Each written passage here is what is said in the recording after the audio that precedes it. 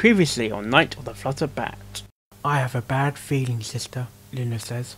I know, I have it too, but I'm sure it will go away soon, Luna answers. Still, it's strange.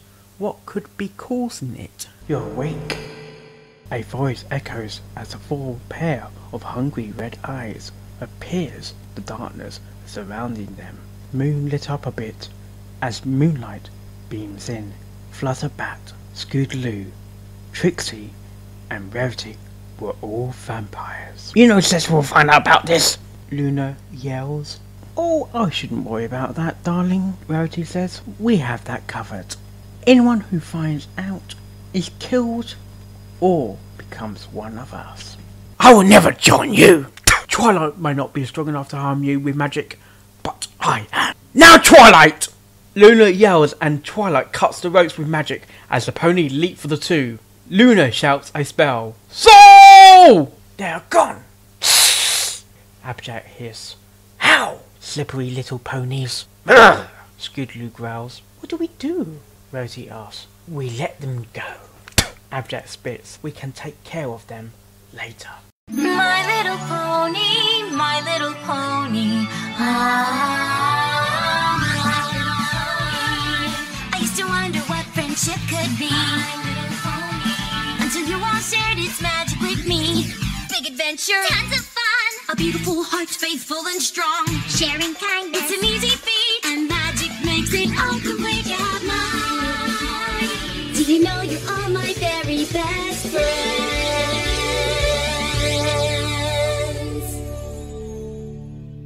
Night of the Flutterbat.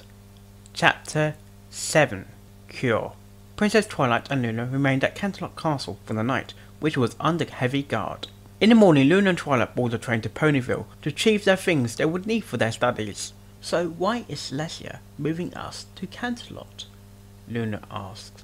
It is not safe for us in Ponyville anymore. Applejack knows that. We know too much. And by now, for all we know, half of Ponyville could be under her command. Twilight responds. But what really bugs me is, if they are all vampires, shouldn't they be burnt in the sunlight? Common misconception actually, Luna says, looking up from the book he had been reading. You see, they don't burn up. They only lose their abilities granted through vampirism. However, where the belief that they burn in the sun originated, I have yet to figure out. How do you know so much? Twilight asked. I know you're an independent researcher and all, but you seem to spend an awful lot of time in that field. You must have some other reason. Yes, I figured nothing less from you, Twilight. I knew you would figure it out eventually. Luna sighs. True, I am an independent researcher, but I do have another reason for researching them so much. I was a young stallion at the time, ready to start my life on my own and follow wherever my studies took me. At the time, it was me, my brother and my father. My mum had died of disease and we were all shaken by her death. You see, one night, the night I was working late on a magic spell, and I heard screams, so I did what most ponies would do and ran to see what was wrong. Next thing I knew, there it was, a vampire pony drinking my brother's blood. I panicked where it leapt at me and teleported. For a while after I dedicated my time to learning about them, and even after I stopped focusing on them, I kept all the material, including the book Solar Spells. Luna explains. You seem so calm about it. Do you even care what happened to them? Twilight asked, shocked at his expression. Of course I do, Luna replies, but I had to put it behind me, because I knew if I did not, then I wouldn't get anything done in life. You have a copy of Solar Spells too? I heard those are some of the hardest spell books to find. How did you find one? Twilight then asks. I found it while exploring the remains of an old pony settlement, Luna says. They are the only kind of magic spells that can harm or do anything to vampires because of the affiliation with solar energy.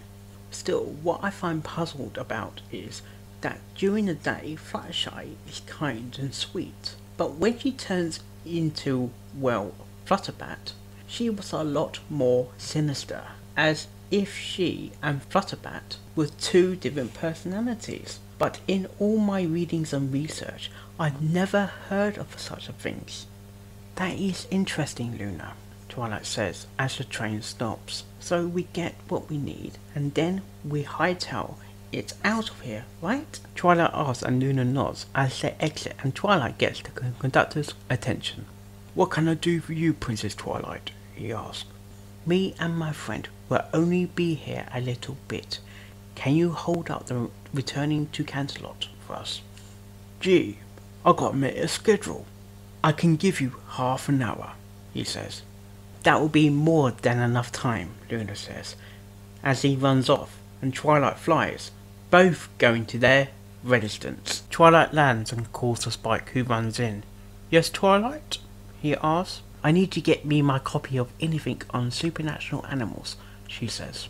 Anything else? I will need some scrolls, quills and ink, she says. You must be in a hurry. Are you thirsty? He asks. No time. Celestia needs me back in Canterlot pronto. Okay, I will be back, Spike says, walking into the library wing of the Palace of Friendship. Oh, I bet Luna's doing a better job than I am, she says. Meanwhile, at Luna's place, he was talking frantically to himself as he tore through a bookshelf, reading the titles before discarding them, with his voice getting more and more angry with each book. Summons, medicals, everything, spiders, basilisks! No, no, no, no! For the love of Luna, where in the Ecclesia did I put that book on vampires? He yells in anger before looking on a small book stand, and there it was. Vampires.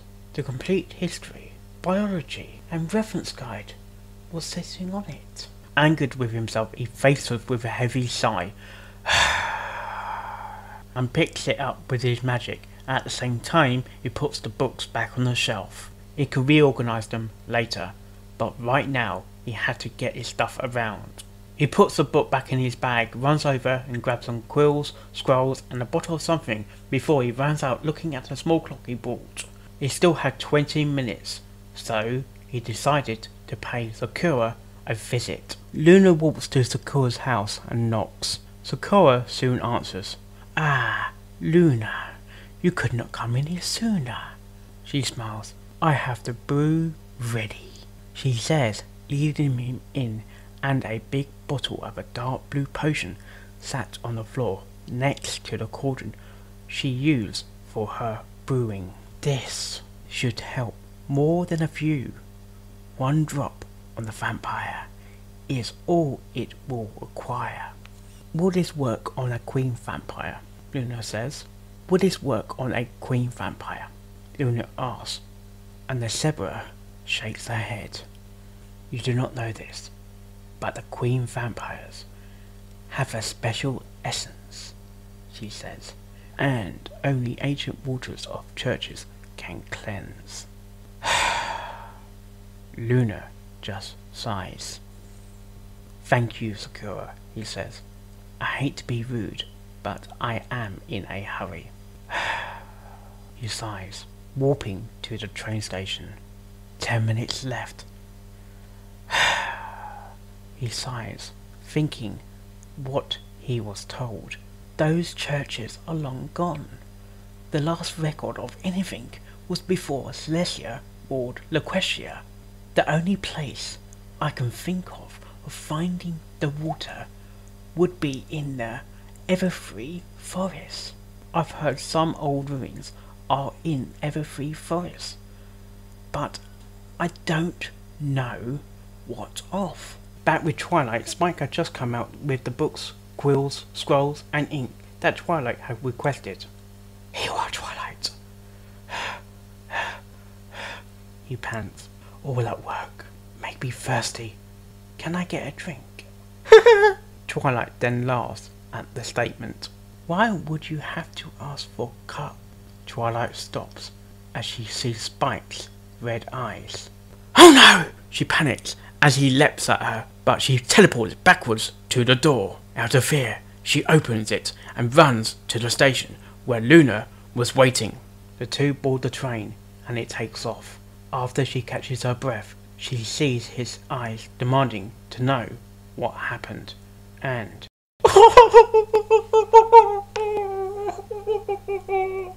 she cries. "What's happened?" he asks her, worry overtaking his expression. They took Spike."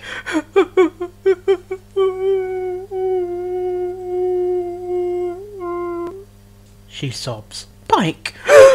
Luna gasps, shocked as Twilight collapsed her face into him. She needed comfort from some pony. Luna could tell as he patted her back gently, doing what he could do make her feel better. "Don't worry, Twilight. Everything will be okay," he says. "That is easy for you to say."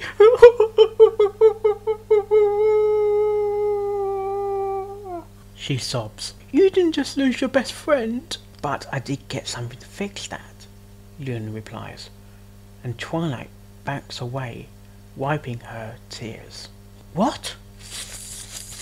she asks with a sniff, and Luna pulls a large bottle out of the sack he put in.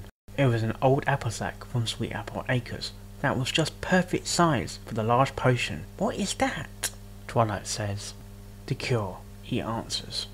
"I had time, so I walked my way over to the cures, and she had it done. One drop on the vampire is all it will require," is what she said. "So all we will have to do is spread this over Ponyville." "And a queen vampire too?" Twilight asks, but Luna shakes his head. "I'm afraid it will not work. The only way to cure a queen vampire without killing it is with water from the days when there were churches in Kleshire before Celestia ruled." Luna sighs. "If we knew where they got the water from, we could cure Applejack. I can possibly find something in the Canterlot archives." Twilight responds as the train arrives and they grab their belongings. "Well, ready to get to work?" "Yeah," he replies as they head down the street to return to the castle to fill in Celestia and Luna on the situation. To be continued!